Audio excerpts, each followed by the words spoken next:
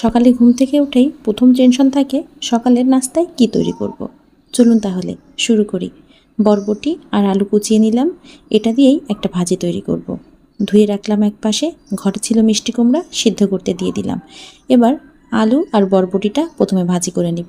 শুধু পেঁয়াজ আর ঝাল দিয়ে, বেশি করে একটু ঝাল দিয়ে ভাজি করব, যাতে বেশ একটু ঝাল ঝাল লাগে।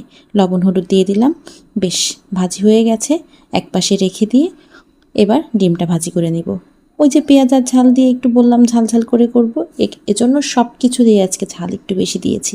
2 ভাগ করে রাখলাম দুইজনের জন্য। এবার শুকনা মরিচ টেলে নিলাম, করব মিষ্টি কুমড়ার ভর্তা।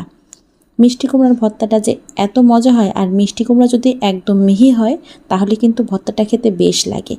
তো মেখে নিলাম, মেখে নেওয়ার পর সামান্য একটু তেল অ্যাড করে দিব। সরিষার তেল অ্যাড না করলে কিন্তু ভালো লাগে না। ব্যাস, সকালের নাস্তা রেডি। এখন গরম গরম ভাতের